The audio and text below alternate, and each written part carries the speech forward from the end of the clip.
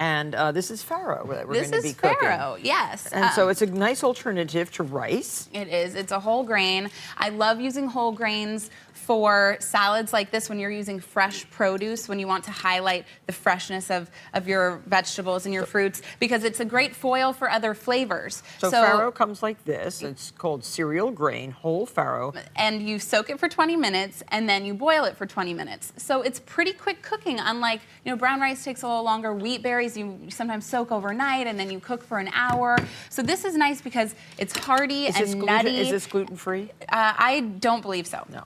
Okay. So it just came out of the boiling water, and if you would toss it with the zest of 1 lemon, I like to toss it while it's still warm because that really releases the aromatic oils in the zest of the lemon. We're using an organic lemon also. Think about what you're using your produce for and decide whether or not you should go organic, accordingly. Now, if you don't want to use farro, you could use barley, quinoa, brown rice, or even spelt. Definitely. Yeah. Be creative. Okay. Flexible.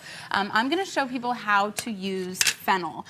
You often see fennel sautéed or braised or roasted, but when you're using it raw, I just, think it's important to know. I cut off the tops, and I shaved the outer fibrous parts of the bulb and cut it right in half. And you'll see there's a core inside, and I like to remove that core because it's a little bit tough. If you're roasting it, it'll soften, but if you're eating it raw... I think you should definitely take it out, even when you're roasting. It just pops out so nicely like that. Save that for your juicer. Okay. Because in the morning, all this stuff, don't throw this away. No. Just put that into your green juice in the morning. And then I like to quarter them, and you get this beautiful cross-section of the fennel. And so then if you shave it really thinly, you get a nice piece that stays intact. And until you're ready to serve, because fennel does have the tendency to oxidize, I like to put it in ice water and then spin it really dry before you use it. And by the way, I just wanted to show that I'm slicing the Brussels sprouts. Great.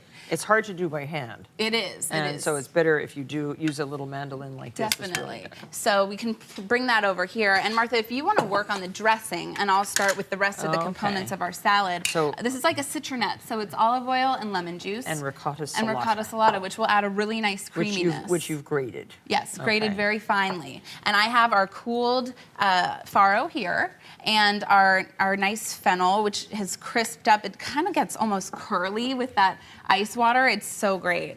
And then 1 small head of radicchio. So really crisp outer leaves again. So I'm using a ½ cup olive oil, right?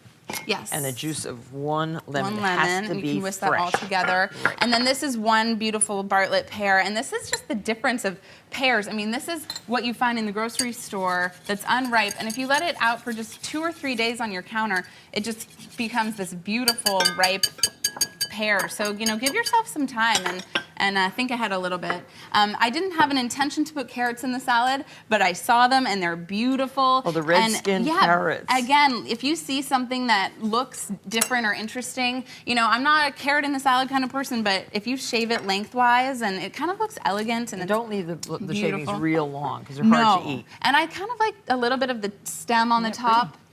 So if you want to throw the dressing on. Do we need all of this, do you think? Yeah, it's, like I said, the Brussels sprouts are really, they soak up a lot of the dressing, and they get nice and tender. Here you go. You can use this too. I don't want to bash those pears. No. And then I like to end with fresh herbs. So after this has been tossed a little bit, I'm going to add a little more of the ricotta salata.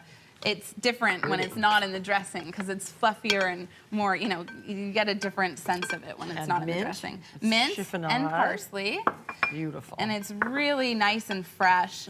And again, just the something about the farro can just pick up all of the other flavors, and it's like a complete meal, really.